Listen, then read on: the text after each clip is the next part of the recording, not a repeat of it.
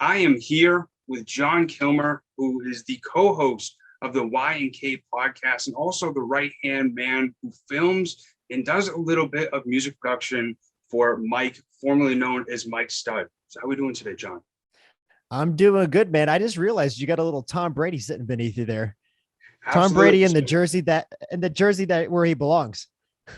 So I believe that Tom is going to have this jersey when he retires. Like, there is absolutely no way that he retires in Tampa. I think that he's going to sign like one of those one-day contracts, and Yeah, like Paul Pierce did, right? Didn't Paul Pierce sign a one-day deal so he can retire as a Celtic? Yeah.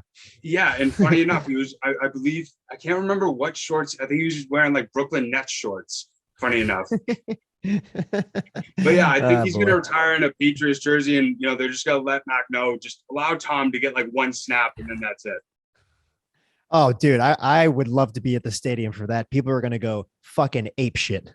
Ape shit. Now, did Roethlisberger officially finish? Was that technically his last game, or was it not like 100%?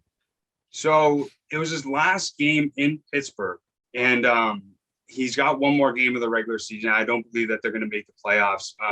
But I don't know if you saw it. He sort of did like a roundabout around the stadium, like giving everybody high fives, and I got a little bit choked up with that moment. Yeah, that was his last game at Heinz, and it's funny because I was just in Pittsburgh for New Year's. I wasn't there for Monday night, but I was there, and I was kind of talking to people, and man, they fucking love Roethlisberger in that city. They love him so much, and you think of the Pittsburgh sports culture, like he's just such a big part of it, and it's kind of sad to see a lot of these legendary quarterbacks just kind of hanging up their hats now. You see Drew Brees leaving, now Roethlisberger, and God willing, hopefully Brady's going to stick around for at least another year or two. But I mean, he's 44 years old. So it's kind of sad seeing like a little piece of our childhoods kind of leaving the NFL. And you have this whole new wave of quarterbacks now. I was thinking the same exact thing yesterday. And especially with how, Peyton and Eli do their Monday Night Football thing. And they were sort of reacting to Ben, having his last game. And funny enough, I was thinking about this when I was watching that telecast. How unfortunate it was that Peyton didn't have the opportunity to retire in Indianapolis and sort of, give the Indy fans the farewell that I believe that you should have given them. But yeah, I was thinking the same thing. It's weird for me, like, to see all these people like just retiring. Same thing is happening in baseball. This is Dustin Pedroia right here, one of my favorite players growing up, and seeing all those types of players just like moving on.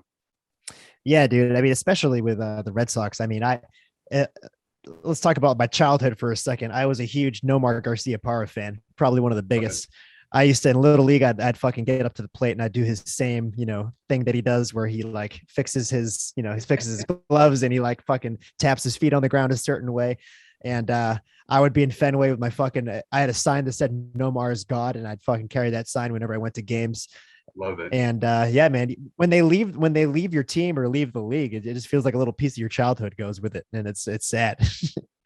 I completely agree with you. Funny enough, I had the opportunity to interview former Red Sox player Shea Hildebrand, and he said no more.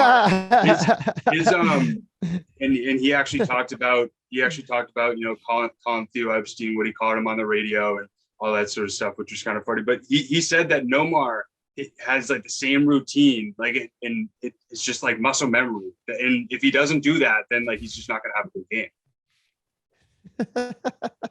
Yeah, that's so funny. That's incredible.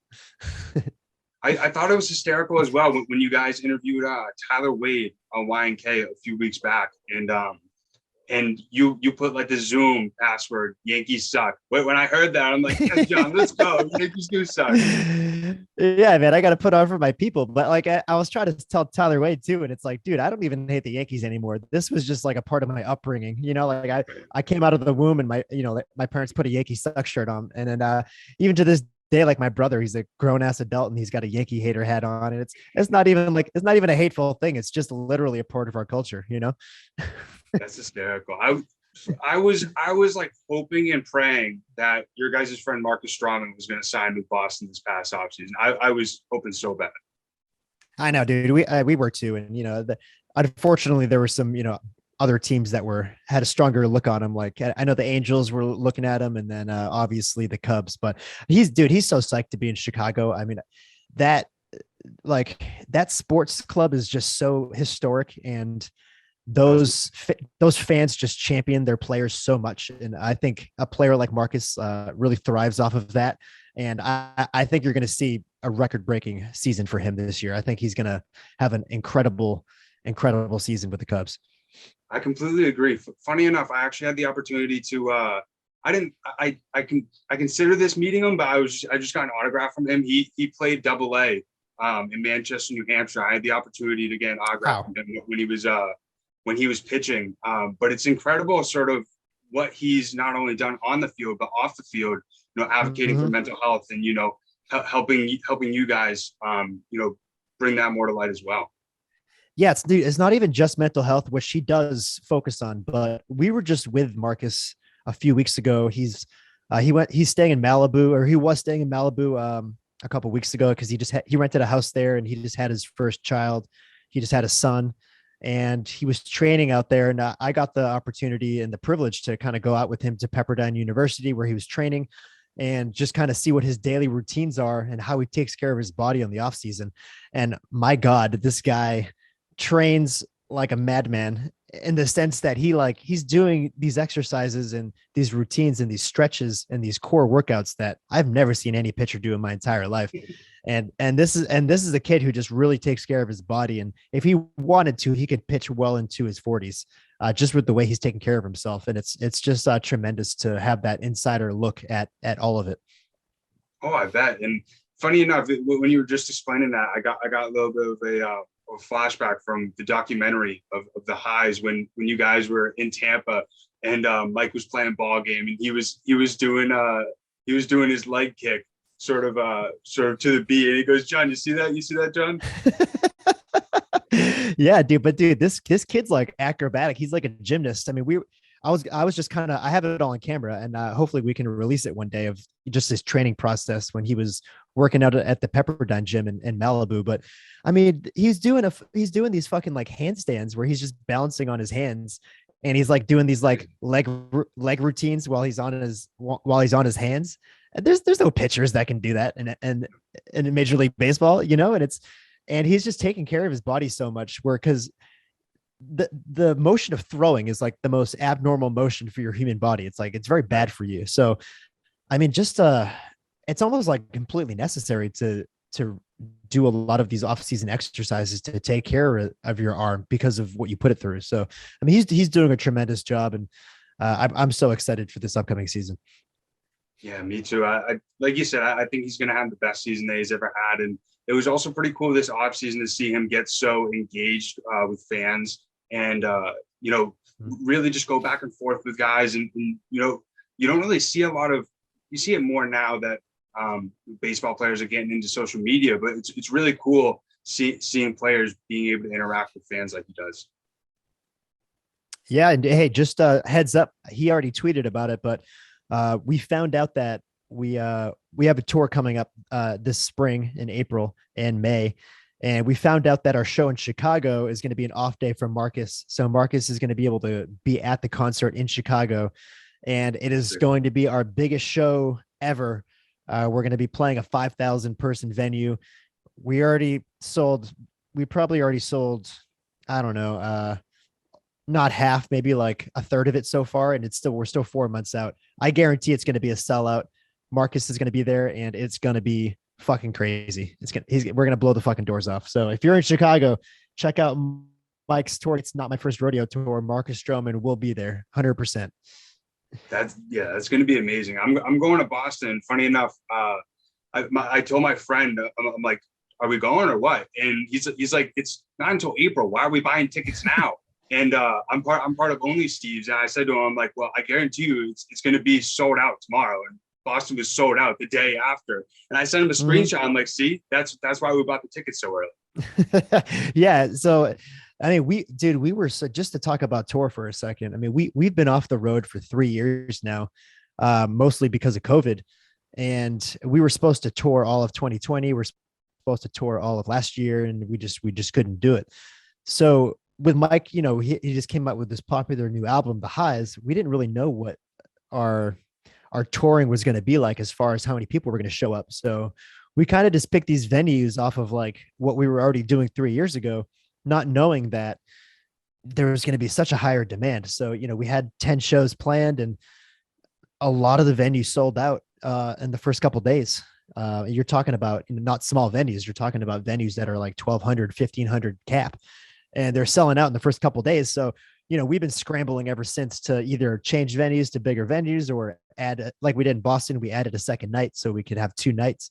And Chicago, for example, was one where it sold out so quickly, and we immediately just changed to a much bigger venue. We went from a venue that was 1,200 people to 5,000 people. So we predict that's going to be a very, very big and crazy show. Yeah, I can't wait. I unfortunately haven't had the opportunity to ever go to one of your guys' tours, and the energy that you guys at least had in the past from the videos that I've seen is incredible. But I can't even imagine with some of his new vibey music. I feel like the vibes are just going to be immaculate. Yeah, dude, I agree. I'm very antsy. Talking about a part of me being lost. I mean, I feel like I thrive when I'm on the road. It's just something we've all been doing for the past 10 years. And it's become very much a part of my lifestyle, averaging around 60 to 80 shows a year. And not being able to do that for 3 years has kind of killed my soul a little bit. So I'm really excited to get back out there. Oh, I bet. And it's really cool to see what you guys have also done as well with your touring life, being able to not only make it into a YouTube series but make it into a TV show as well. And everything that you guys have done with that, it must be pretty cool to be able to just document what you do in your life and be able to make it a show. Yeah, dude, that's my I don't want to say it's my reason for living, but it's like one of the reasons I get up in the day. It's, I enjoy documenting what we're doing and documenting our lives because I think it's just great to be able to have that and be able to look back at it and put it into projects like our web series or a TV show or something like that. And it's just cool. It's cool to give people, especially the fans, like that inside look at our lives and what we do. I think that's what makes our relationship with our fans really great and one of the best. And our fan bases are one of the most diehard because of that. We give them such an inside look at who we are and what we do at all times. So I'm excited to do that again and get back on the road and start filming again. Yeah, I bet. And it was really cool, especially in you guys' most recent documentary that you guys came out with, The Highs. How you guys showed every place that you traveled throughout 2021. Joshua Tree, Arizona, Texas, Montana, Tampa, Hawaii, Utah. And I was curious, like, what was one of your favorite places that you guys went to? We were just talking about this maybe about a week ago. We were in Boston. We had floor seats for the Celtics. We were watching the Celtics get their ass kicked by the Clippers. And we got a little fucked up that night, and we were kind of just talking about the last year. And just to give people context, yeah, we've probably been in like 6 or 7 different states over the past year and a half. And we really honestly can't pick a favorite because every place has been so amazing in its own different way. And just to give an example, I mean, about a year ago, last February, we were living on a 100-acre ranch in Montana, like an hour outside the nearest city, just completely remote in this beautiful place. And on like the other side of the spectrum, like we were in Nashville for a month and a half, and the fucking center on Broadway Street where all the bars are, just living in this penthouse above all the bars, just absolutely raging our fucking dicks off like 4 days of the week. And you have, they're such opposite ends of the spectrum. And I love both of them, honestly. And I think we've kind of realized that not only all these places have given us perspective on the country and a bunch of other shit, but it kind of showed us that it's so important to have balance in your life. Whether you have solidarity in a place like Montana, or you have like this amazing social scene that we had in Nashville. So being able to have that balance and that perspective, that's just kind of been what we've learned over the past year. So kind of a long-winded answer. Didn't really answer it, but each place was just kind of special in its own way. Yeah, I know exactly what you're saying. I had the opportunity to, it wasn't as long as your guys' trip. I went on a 2-week road trip with some friends. It was during July, during COVID, just to kind of get out. And We didn't have social media or anything on our phones for 2 weeks, and Wow. we went to 12 different states, and it was pretty incredible just to go outside of our comfort zone, see different perspectives, see where other people lived as well. Unfortunately, I had to be on my phone during the last day, because during the last day I got a notification that Cam Newton signed with the Patriots, and I was like, what is going on here? And I'm like, I need to figure out what does this mean? Like, he was the first quarterback after Brady. But honestly, your guys' favorite house that I think you guys were in was Montana, and the podcast that you guys did with Evan Britton were unreal. One of my favorite ones is the one where you guys are, I think, in the wine room, and Mike and Evan are just sitting at the bar, and just talking about some real shit. And one of my favorite quotes that Mike said during that podcast is just rushing to nothing. And one thing that I really think that you guys do an amazing job of is staying present and in the moment. Yeah, dude, that's unfortunately, it's not something we've mastered. I don't know if anyone's ever mastered it, but it's something we've become conscious of over the past couple of years, probably, especially in this type of lifestyle. It's such a fast-paced lifestyle, and it's always about what bar are we going to go to, what club we're going to go to, what shows we're going to do, what music are we going to release. It's like it's just constantly always thinking ahead and planning of what's next, and what we create next, or what city we go to next. And it's always a challenge to stay present in those moments. So we've had to become really conscious of that with being present. And we're still working on it, but I'm proud that it's something we're even thinking about in our lives. Yeah, I completely agree. So something that you guys mentioned on the most recent YNK podcast was, Mike wrote or said a quote out of a book, and it was, "One must not allow the clock in the calendar to blind him to the fact that each moment is a miracle and a mystery." And I got chills right when he said that, and I had to repost it right when I saw it, because it's so true. You don't know what's going to happen tomorrow, but you need to be grateful that you're here today and everything that you have. Mm-hmm. Yeah, no, I agree. I want to take a step back for a second, because you said you didn't use social media for 2 weeks while you're traveling around with your friends. What was that like for you? It's been a while for me since I really went cold turkey with social media for that long of a time. So what was your experience with that? It was it really changed my outlook on being able to stay present, sort of like what we talked about before. But I now don't have notifications on Snapchat. I look at Snapchat when I want to look at Snapchat. I'm trying to get to that place with Instagram, but it's kind of tough when I'm trying to grow my personal brand and everything like that.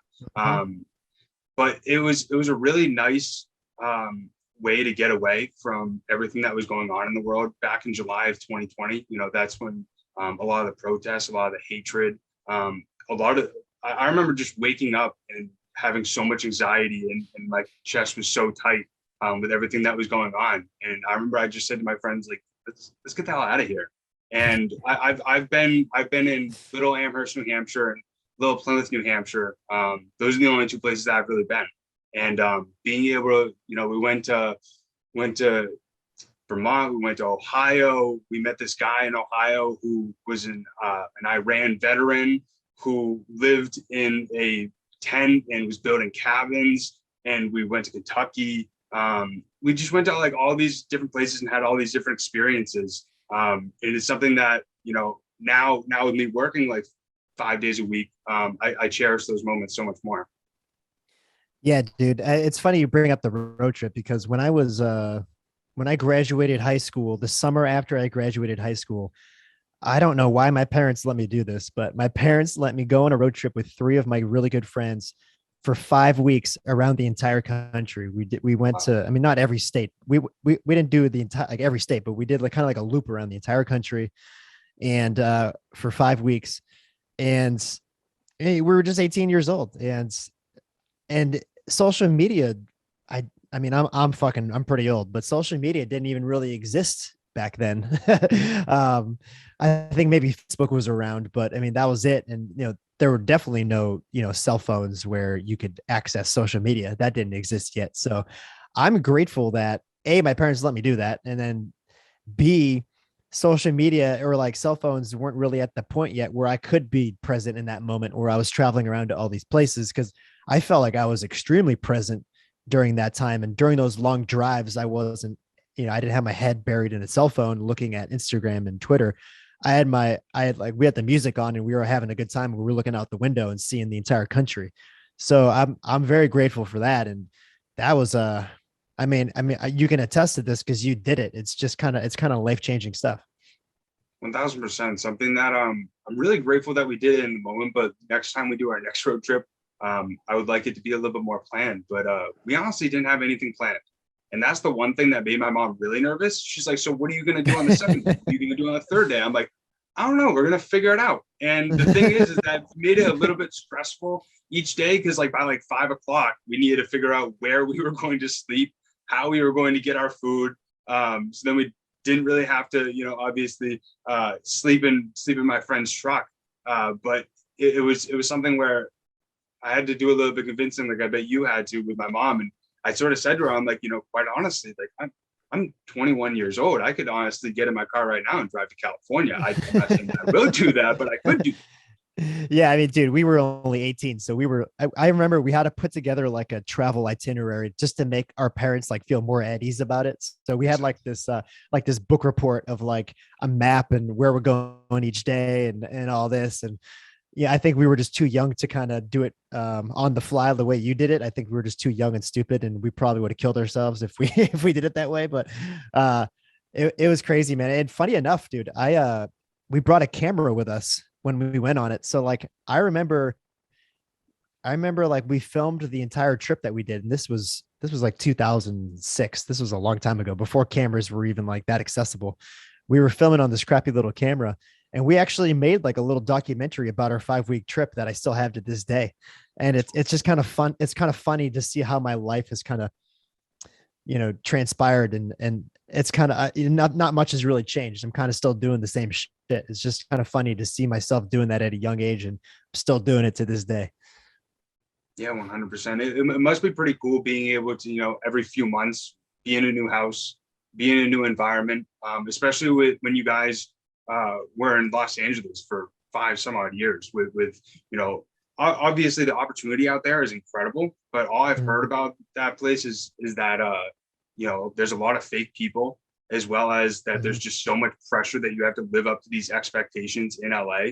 And being able to, for you guys to just be able to travel and enjoy where you're at and meet new people must have been pretty incredible throughout this last year. Yeah, we're kind of outliers in the music industry in the sense that we are 100 million% independent. Like when I say 100% independent, I mean like 100 fucking percent independent. We have a very, very tight knit group of people that make all the decisions. Mike's one of them. And, all like the decisions kind of start and end with Mike because he gets final say on what happens in his career, which unfortunately is not the norm in the music industry. And because of that, we are free to do whatever we want and go wherever we want, put out music whenever we want, make a podcast whenever we want. And we're not really tied down to anything. So it's given us the opportunity that's what's given us the opportunity to travel around. And I mean, our business has flourished. Mike's music career has flourished in the past year and a half since we left Los Angeles. And I think a lot of that has to do with us getting the hell out of Los Angeles. Yeah, 100%. And that's something that, you guys really need to give yourself a pat on the back for everything that you've done, over like the last like 2 or 3 years, because something like I anytime I talk about your guys' group and, what Mike has done with not only like Only Steve's, with even what you guys did with, the pre-order promotion of, getting people to pre-order. And I believe it was like 25% off, like merch. You got like a free month of like Only Steve's. You got like exclusive place for like tours. And, it just helped you guys, not only just because Mike's music was so good, but be able to get up to number 1 and be able to get that recognition that you guys deserve. Yeah, no, I appreciate it, man. It's a lot of people don't really know like how the music industry stuff works behind the scenes, but even in the past couple weeks, man, I mean, I don't know if you saw that big banner of Mike's new song in Times Square on Yeah, that I was think pretty it incredible. was, I think it was New Year's Eve. I think it was New Year's Eve in Times Square, which is insane. And it was the biggest banner in all of Times Square. It was a big fucking picture of Mike's stupid face. And, and like, dude, it's like that type of shit doesn't happen to independent artists. Like maybe it's happened a handful of times ever, it's the big like record labels that kind of control stuff like that and get that type of stuff to happen. And even like Mike's new song getting on New Music Friday, which is the biggest playlist on Spotify.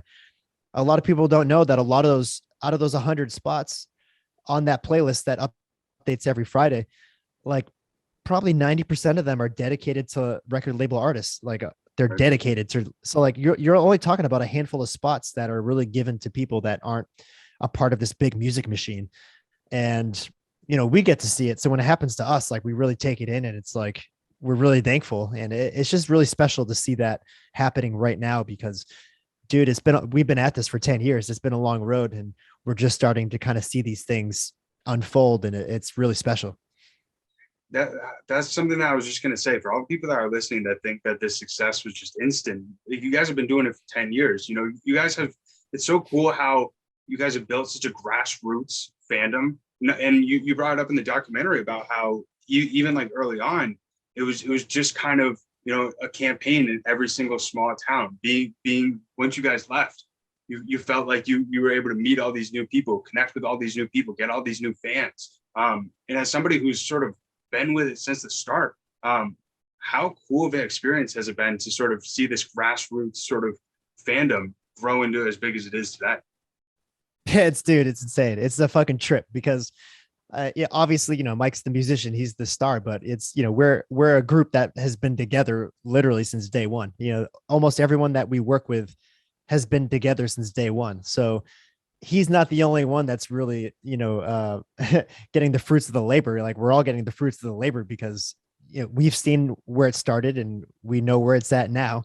And we kind of all, built the foundation to get that giant house built, which is, his success where it's at now. So it's incredible. And like I said before, I've been able to film it all this entire time. And that's even fucking cooler because, you have stuff like Touring's Boring web series or like our TV show or like that documentary we just put out, Life Got Crazy. And we have it all documented and it's fucking sick. It's so cool. I bet like, especially when you document all these things, you're thinking back, or you're thinking a little before, like when my kids see this, when my grandkids see this, I mean, obviously you won't show them some stuff, but like you're thinking like they'll find it pretty cool, once they grow up and understand everything that we did, how cool my life was and, will be in the future. Yeah, I'm a little impartial to my kids or grandkids seeing all of my imprint on the internet, but I'm sure they're going to go down a rabbit hole and find some stuff that might make them want to vomit, but hey, it is what it is. Funny story about that is when our TV show came out in 2016, I remember just being so proud about it. And, my parents were so proud that, I was like a creator and a star of this television show. And I remember we were, it was during the summer and me and my parents were like sitting around the TV. We're just like so excited for our TV show to air on television for the first time. And dude, like 3 or 4 minutes into the first episode, I'm in like the back of our tour bus with some chick, like asking her to spank my butt and like hooking up with her and stuff. And I'm sitting there and my parents beside me and I'm like, oh fuck, what have I done? But dude, sure enough, they were still proud of me. So it's all good. I bet they are, man. I mean, especially just, jumping in a little bit to your journey. I mean, you went to Hofstra University. I mean, growing up in little Braintree, Massachusetts, it's pretty incredible, especially what you were able to do early on in your career. At 23 years old, being able to go on tour and document Kendrick Lamar and Steve Aoki's tour, as well as like be able to make a music video with now, one of the biggest artists in America right now, Arizona Zervas, and especially, what you've done over the last 10 years with Mike. They must be super proud of how far you've come. Yeah, dude. I mean, it's it's hard for me to, again, being present, it's hard for me to step back and take a look at it like that. Cause I'm always thinking, what's ahead and what's next and how I can continue to grow myself personally. And it is great. It is great when I take a step back and kind of reflect on that, because it's truly a blessing. And it's a testament to kind of my work ethic when I was younger. Especially, I say this story all the time. I was living in New York City right out of college with no job. And, I had to just work my ass off to figure out how I was going to make my rent every month. Even though it was kind of like this crappy little apartment, I had to figure out how I was going to make my rent every month. And that kind of burned fire under my ass to get out there and do as much work as possible and work with as many people as possible. And if that weren't the case, I probably would never have contacted Mike and worked with him, and I wouldn't be here today. So I give myself a little credit in the sense that I took a leap and I took a jump, and I didn't play it safe or move back with my parents. I took a jump, and I just went for it. Yeah, 1000%. Everything happens for a reason. That's one of my favorite quotes. And, something that I really tried to look at, especially at the end of 2021 is, where were you on January 1st and, where are you today? And, it's so easy for us to, beat ourselves up. And that's something that I've tried to work on is, taking a step back to be proud of myself. We're always so focused on what's next. What are we doing tomorrow? What is going to happen in 6 months or so? But like, what have you done? How far have you come? And, your podcast, has helped me learn so much about not only myself, but, how to change my perspective as well. Being grateful for like what I have. Something that you guys brought up in your most recent YNK episode is, you were in Malibu, and, there was all these people who were like so frustrated and were rushing to get somewhere. And so when I had David Meltzer on, I said to him, anytime I'm at a stoplight, I'm thinking in my mind, like, I need to get somewhere. These people better hurry up. But like, I need to take a step back. Like, I need to be grateful that I have a car. I need to be grateful that I'm alive today. Like, I have enough money to be able to like go wherever I'm going. And, sometimes it's so difficult to take a step back and be grateful for how far you've come and what you're grateful for. Yeah, dude. I mean, speaking back to this being stuck at a stoplight, I mean, just to be fair, I'm mainly grateful because I don't really have to rush to anything, because that's just the way I set my life up. Like I'm a freelancer. I work with Mike, but at the end of the day, like I'm a freelance entrepreneur, and I can kind of I can work to the beat of my own drum. So like whenever I'm never really in a rush to anything. I don't have a family. I'm not married. I don't have kids. And I understand that a lot of people's lives aren't that relaxed. So I understand why they can get frustrated when they're stuck at a stoplight. So I'm not trying to like sit here and bash on those people. But at the end of the day, I just thought it was funny being in Malibu with people, like, cause it's the most beautiful fucking place on earth, man. Like, you're on the Pacific Coast Highway and there's all these wonderful restaurants, and it's right on the beach, and there's these wonderful mountains and the most beautiful sunsets. And if you're in Malibu, there's more or less, you're probably rich. You're probably very well off. So, you have these people in these like Mercedes, like honking their horns, like, get the fuck out of the way. I'm like, all right, like maybe chill the fuck out. I know exactly what you're saying. And, sometimes for those people who, have all that money, they forget like where they grew up. They forget, what other people have. And especially like what we were talking about with that road trip, I would drive by people and their houses would be on the side of the road, or, they would be in like a camper. I'm just like trying to put myself in like their perspective and realize, how much better I might have it potentially than them. Mm-hmm. Yeah, no, exactly. And yeah, again, yeah, when you go on a road trip and you travel around, even in different countries, you start to see that, maybe your life isn't so bad. And this was probably 5 years ago. I went on a trip I went all the way to China with my brother and my dad for 3 weeks. My dad's a psycho. He loves to travel, and he thought it'd be a good idea to go on a road trip across the entire country of China, which, I mean, like, who the fuck would ever want to do that? But a lot of people don't realize China is like, all of it is like a desert, more or less. Like, you see the big cities, but those are all along the coast. The middle of China is just one big fucking desert. For whatever reason, my dad wanted to take a road trip like through the fucking middle of China, through the desert. I was like, all right, whatever. 3 weeks. This is going to be the most wild 3 weeks ever. But you don't realize, dude, the people in China, they don't have a lot of the basic freedoms that we have over here in America. And especially with law enforcement.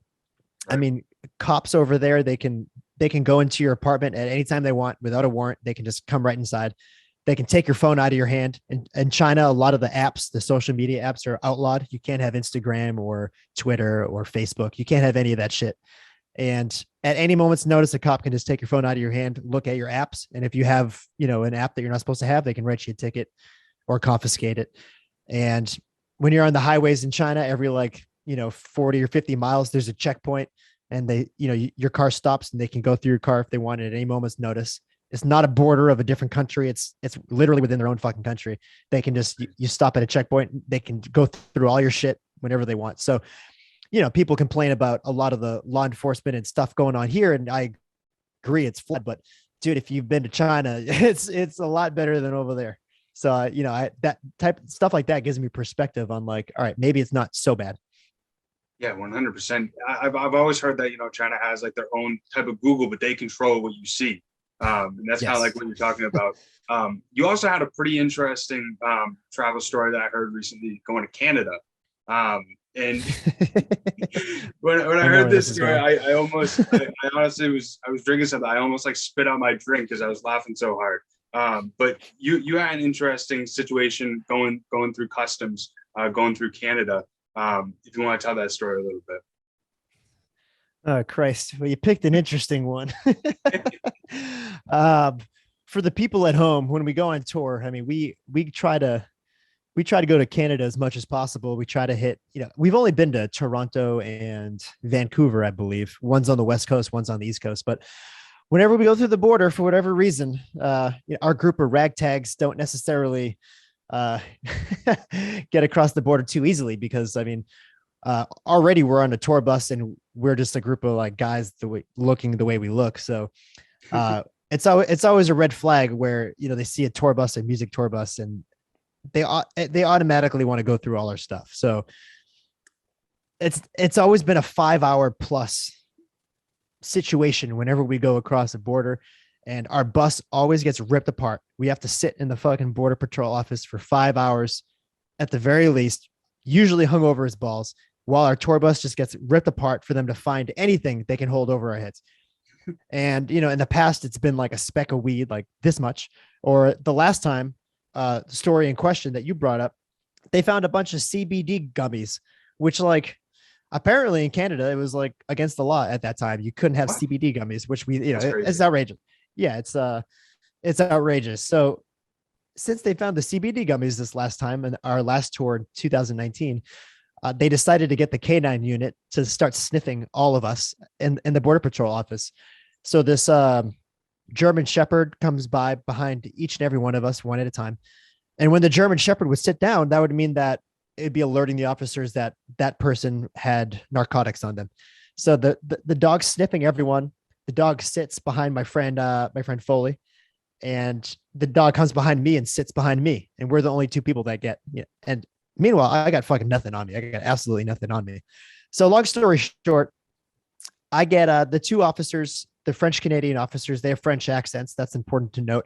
They bring me to this back room in the Border Patrol office, this very cold, dark room with tiles and no windows. And they explained to me that, one at a time, I'm going to have to take off an article of my clothing and hand it to them so they can check it for narcotics. So I'm like, all right, whatever, big deal. They're just going to check my clothes. So one at a time, I hand them a piece of my clothing. They're like, okay, can you please, hand us your shirt? Take off my shirt, hand them my shirt. They go, all right, hand me your pants. They take off my pants, hand them my pants. Now I'm just down to my bare underwear. And I kind of know where it was going to head. Finally, they asked for my underwear, and I'm like, okay. Mind you, I've been on tour, probably haven't showered in 3 days, probably have skid marks all down the center of my underwear. Still, I take them off and I hand them to the officer, and I cut my package so my wiener's not hanging out, and I hand them the poopy underwear, and they run their hands through the shit stained underwear. And I'm thinking, this is it. I mean, what else could there be? I'm just standing there naked in this cold, dark room with two French Canadian guys. And then they said something to me that I've never heard anyone say to me ever in my entire life or since. He said, all right, now lift your sack. Thinking that I was hiding narcotics under my fucking scrotum. So I say, I start laughing, and I feel bad that I'm laughing because this is their job. And I don't want them to think I'm not taking it seriously, but I've never heard, and mind you, it's in a French accent, telling me to lift my sack. So I lift my sack and they have a flashlight and they're looking under my sack. No drugs. Now I'm thinking this has to be it.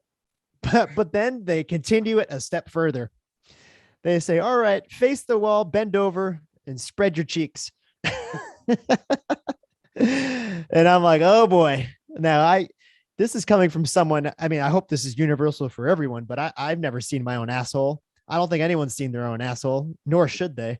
I just assume that if you see your own asshole, you're just going to turn into stone or something. So I could probably count on one hand the amount of people in my entire life that's seen my asshole. So I turn around to the corner and bend over. And like they ask, I spread my cheeks and they take a flashlight and they look around. They ask me to cough a few times. So I cough. Sure enough, there's no fucking drugs up my asshole either. So that was the first time I ever got anal cavity searched.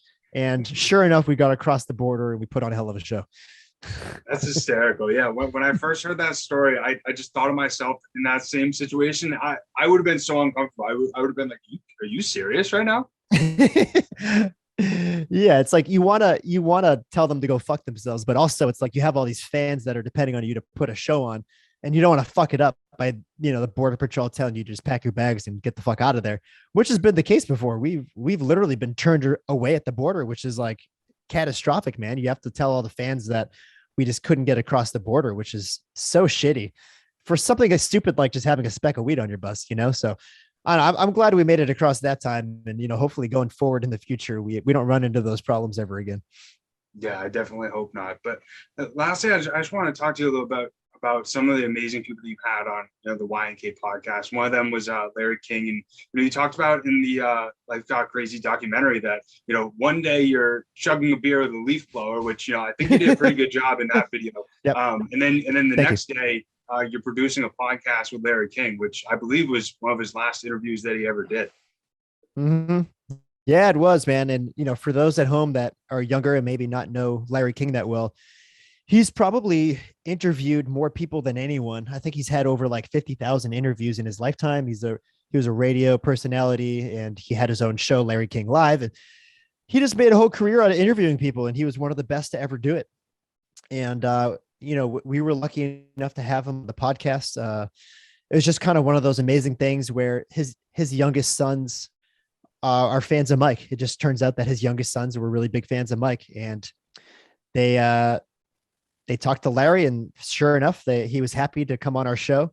And this was a time when Larry was, from a health standpoint, not doing too great. He was down to a wheelchair. So, he wheeled right into our house, right into our living room. And, we had everything set up, and he graced us with the 45 minutes of this amazing interview with really amazing tidbits of knowledge. A guy like that, who's talked to, over 50,000 people in interviews, you think would have probably more perspective than anyone on earth. And I was just kind of taking notes the whole time, and it was kind of surreal. And, it's the lives that we live. I mean, we're kind of bozos, but at the end of the day, we have balance, and we do kind of, really serious and honest work as well on top of the tomfoolery. So that was one of those moments where, I was like, holy fuck, like I'm producing an interview for one of the greatest, personalities of all time. So it was incredible. I bet. Yeah, it was such a good episode too. And for anybody that's listening and watching right now, definitely go and check out that episode, YNK Podcast, Larry King. Cause I mean, the quote that Mike decided to use in Cadillac Cabin, which is one of my favorite songs, it just puts such good perspective of, just keep going no matter what. Always keep your head up no matter what's going on. And you're right, he had such good tidbits throughout that episode. Yeah, dude. Yeah, it was really sad to hear his passing. It's yeah, it was just really sad because if you watch the interview, I think Mike asked him, would you ever want to live forever? And Larry was like, yeah, I would want to live forever. 100%. Cause he just made a whole living out of, meeting people and interviewing them. And that was his passion. And talk about, putting your head down and keep going. I mean, he did it. I'm going to butcher this, but he probably did it for like 50 to 60 years of just being on the radio or interviewing people, and talk about, putting your head down and keep going. I mean, he's kind of the he's kind of the poster child of it. Yeah, 1000%. Yeah, he's somebody that even though like when he was in his prime, I wasn't even alive, but he's somebody that I look up to because I have such a passion of hearing people's experiences, whether it's you with your anal cavity or even with you throughout your time being with Mike. It's been pretty incredible to hear your story. And one of the last questions that I like to ask all my guests is, what advice would you give to your younger self? Yeah, we've actually we've answered this question on a podcast a long time ago. We had a fan that asked that question, and my first response was to wear more condoms, which would have gotten me out of a lot of debacles over the years. But I probably wouldn't have listened to my older self and my older self told me to wear more condoms. I would have just probably told myself to go fuck off. But no, let me think, because that is a really, really great question. And I think with that question, it's kind of disguised as, do you have any regrets, or have you like learned anything over the years that you wish you could share with yourself? And, those first 5 years out of college, I was living in New York City, and New York City is kind of one of those places that, they call it the city that never sleeps, because it's very fucking go, go, go. And everyone's always going somewhere. And, if you're walking through the streets in the morning or, at 4 or 5 in the afternoon, when people are either going to work or leaving work, everyone's always going somewhere. Everyone's always in a rush to somewhere. And that's probably the least present city in America, if I had to guess, is New York City, maybe the world. And I can't say I was very present in those times. And I was very, there was a time where I was very stressed out all the time, because I was working for myself, and my success or my demise kind of started and ended with how much effort I was putting out there. And I was pretty hard on myself at those times. And if I could go back, I would just say, you know what, like, things are going to work out as they should. And you don't have to be stressed out about the outcome, and just enjoy the process as you're doing it. And I think back then I kind of was enjoying the process, but I wasn't conscious of the fact that I was enjoying the process. So that's probably like the little hack that I would tell myself back then. I think that's such a huge lesson as well. I had a similar situation when I just graduated college, and it was difficult for me not to compare myself to where other people were at that I graduated with and that were in my same like major, department. And, I that's just the mindset that I try to have. It's all going to work out exactly how it's supposed to go. The dots are going to connect, and, whatever, bad situation I'm in right now, or what I think is a bad situation, it's happening for a reason, so I can learn for the future. Yeah, man. And like, just advice in general that I give anyone, and I've said it a million times, but people are so caught up with the outcome of things. They're so caught up with the accolades of, like, I'm starting a podcast. Why do you want to start a podcast? Well, I want it to be, the biggest podcast in the world, or I want to have 100,000 listeners, or I want to, one day be able to support myself off of doing a podcast. And that, that drives them to work hard at it. And that's great. That's fine. Whatever drives you, I say, go for it. But at the end of the day, like, you have to fall in love with the process. And if you fall in love with the process, you start to forget about, those accolades and, those end goals, and you start to just kind of enjoy doing it, and it becomes a part of your life. And if you don't do it, you start to feel a little empty inside. That's why I mentioned not being on tour for 3 years. I feel a little empty inside, because that was something, I've really enjoyed over the years. And I didn't really care about the outcome, whether we were doing 200-person shows or 3,000-person shows. I didn't care. I was just happy to be there. I was happy to be with the fans, and it was just a part of my life, and I loved the process. And I think that's how you have to attack anything, whatever you do, whether it's, you and your podcast, or anyone out there with, anything they want to accomplish. Just be happy with the process of doing it, and fall in love with it, and just be happy doing it. I completely agree. And that's something that I've tried to, remind myself a lot with this podcast is, the reason I started doing it is because, we all have a voice. And when I'm somebody here sitting in front of a microphone, how is my voice going to potentially impact other people? How is it going to potentially help influence other people to, be them better selves? And, having people like yourself on, and other guests I've had on, my main goal is to help others, walk away from that, being a little bit more inspired to be better themselves and learn more about themselves and learn how to overcome challenges as well. And the one thing that I've tried to focus on a lot, especially the last few months, is like, what's going to be your legacy at the end of all this? Like, what are people going to remember you as? And, anytime I say that around my friends, like, oh, it's deep. And I'm like, well, it's kind of the reality. And you kind of got to think about that. So like, there is no regrets at the end of the day. Yeah, we talk about legacy a lot on this podcast, and Mike has a strong opinion that legacy is kind of ego driven. It's kind of like a little, not selfish, but it's ego driven in the sense that, once you're dead, I mean, I hate to break it to you, but when you're dead, you're dead, and 100 years from you dying, not many people are going to remember you. Even your family. Like, I can't tell you anything about my great grandparents. Like I from 100 years ago, I can't tell you their names, can't tell you anything about their lives. And if your own family's not going to remember you, like, sure enough, like, no matter how big you were, there's not going to be a lot of people that remember you. If you think about the entertainment industry, like stars in the entertainment industry in the 1920s, I probably couldn't tell you one actor or musician from the 1920s. So with that being said, legacy, I get it. I get why people want to leave a legacy, but even that legacy is going to burn out after a while. So it really shouldn't even be a thought that crosses your mind. I think if you just wake up every day and you want to be a good person and you inspire people or you leave a positive impact to those around you, that should be your legacy. That's it. I completely agree. Couldn't agree more, John. And just one last thing before I let you go is I was wondering for the tour if you guys were thinking about doing a meet and greet, because like one of my goals 2022 was to meet yourself and to also meet Mike, because you guys have had such an influence on my life. Yeah, we're kind of in a pickle right now because of COVID restrictions and the rise of Omicron. But we we want to do them, and we're kind of just luckily we have 4 months to kind of feel it out. But we run a big risk with meet and greets, because the more people that Mike especially is exposed to, the bigger risk he runs of getting sick and the whole tour having to be shut down. And unfortunately, that's just like not a risk we really want to run.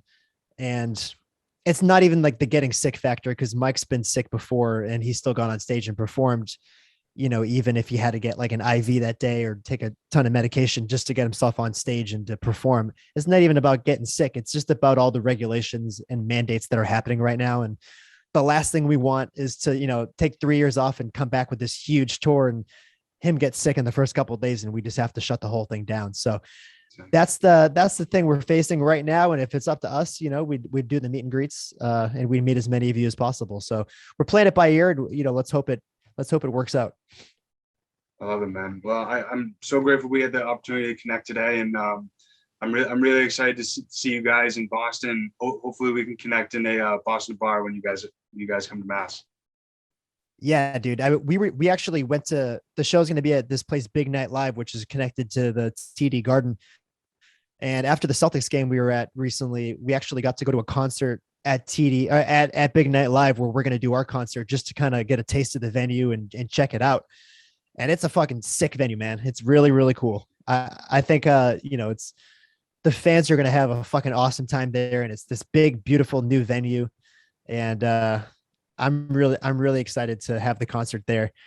And you better believe we're hitting the fucking bars afterwards. I'm hitting every fucking bar. Every single one. I'll definitely be going out. So hopefully we can see each other, and really appreciate you taking all the time today and all your insight as well. Really appreciate it. Yeah, dude. Thanks for having me on. And honestly, have me on anytime. I'm more than happy to hop on the show whenever. Really appreciate it, man. Well, I hope you guys have a great rest of your day, and can't wait to see the tour, and keep freaking killing it on YNK, inspiring others, and can't wait to see what guests you guys have planned as well. Yes, sir. Thank you very much.